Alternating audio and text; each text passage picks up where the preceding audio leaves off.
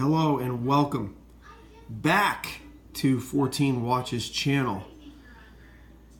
And today we will discuss a watch that we've actually covered once before, and it is back again.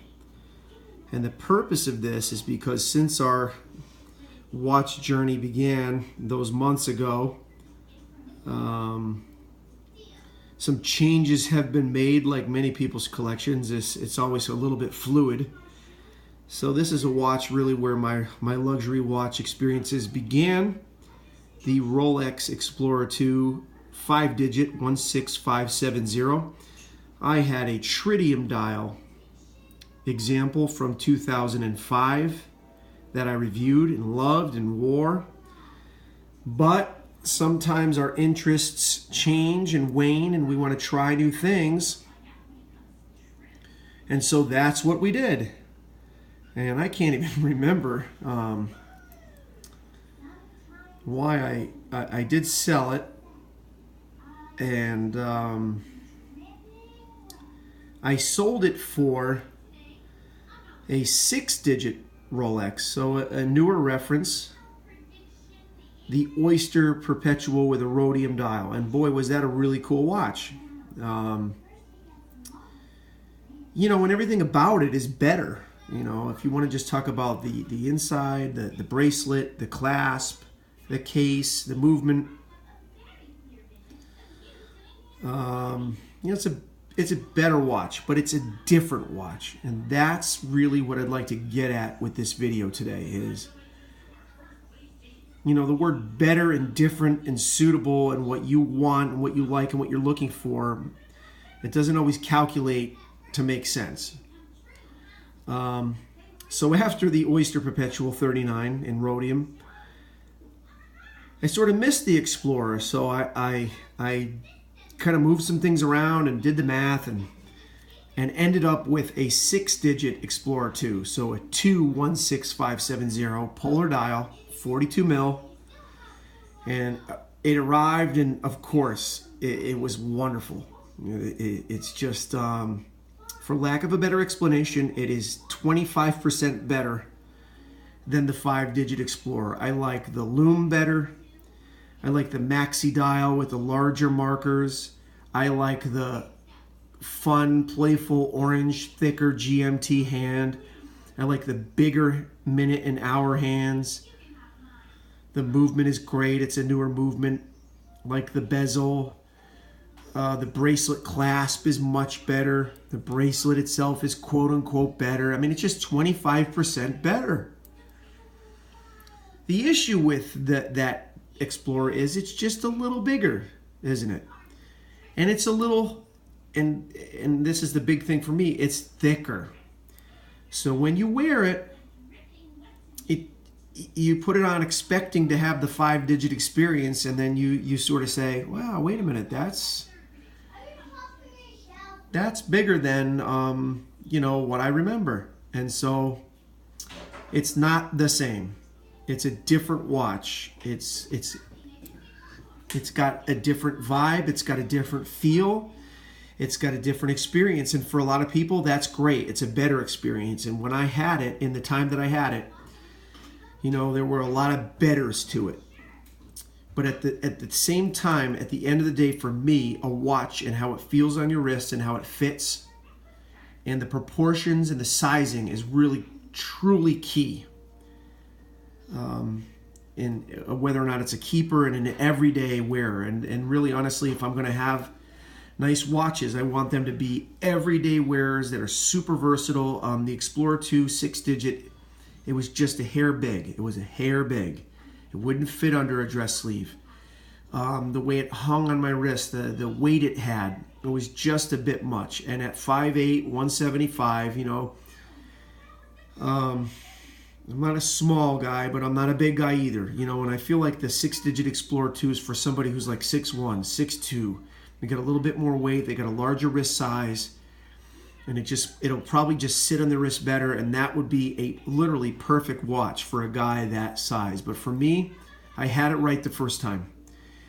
So I moved along the 6-digit, And I actually picked up a couple of Tudors in the transition, which I still have in my possession, and I'm going to be putting some videos up about Tudor, which I think is just an incredible watch. I got a lot of thoughts about Tudor, but anyway, I had those Tudors, and I got myself another Explorer II. This is a reference from 2005. It has really decent lume. It's not great. Rolex lume is never something they do very well. This is an extremely mint example. I got it from an incredible gray market dealer, used, but it may as well have been a new watch. Box papers, original warranty papers, USA, AD. And so we all know the faults of the original Rolex Explorer II. The tuna can clasp gets all kinds of judgment.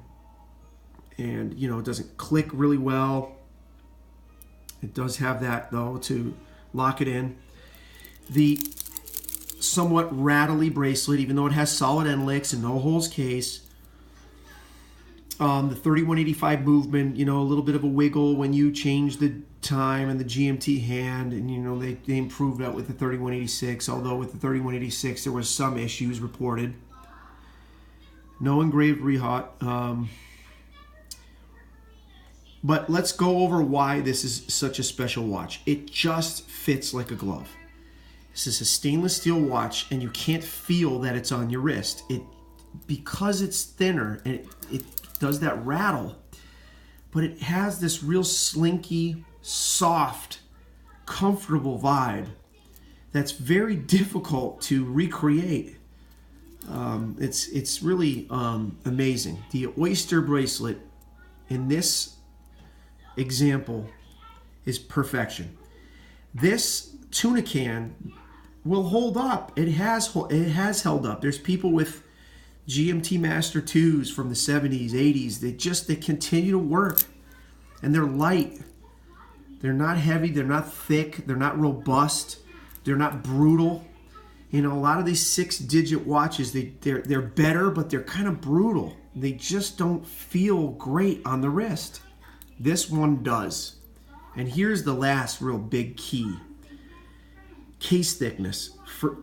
I could be wrong. I might be in my own world in this one, but case thickness makes a huge difference for me. I'm very sensitive to it.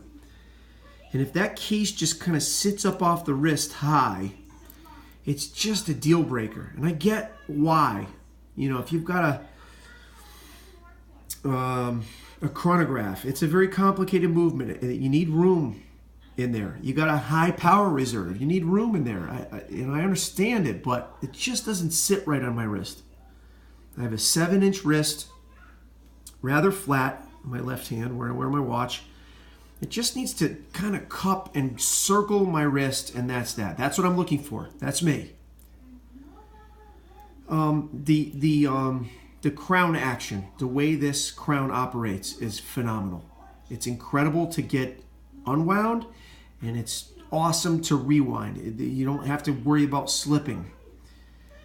The movement is incredible. The sweep, the very slight white gold, black finished seconds hand is very thin, almost needle-like, and it has a great look.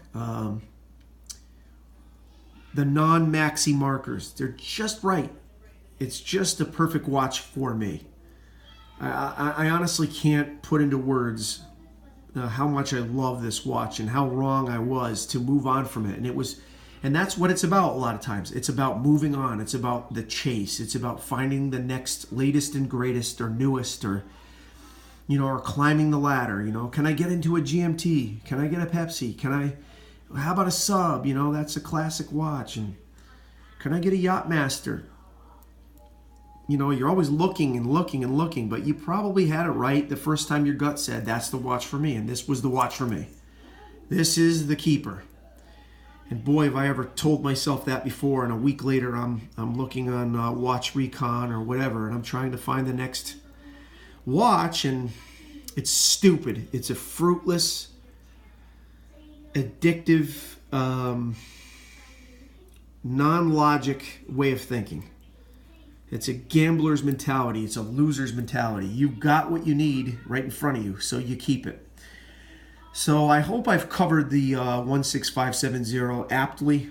It was just a little bit of an update and a comparison to a couple of really great Rolexes. Listen, the Op 39, if you're a little bit more on the dressy side than the sporty side, boy, that thing is a home run.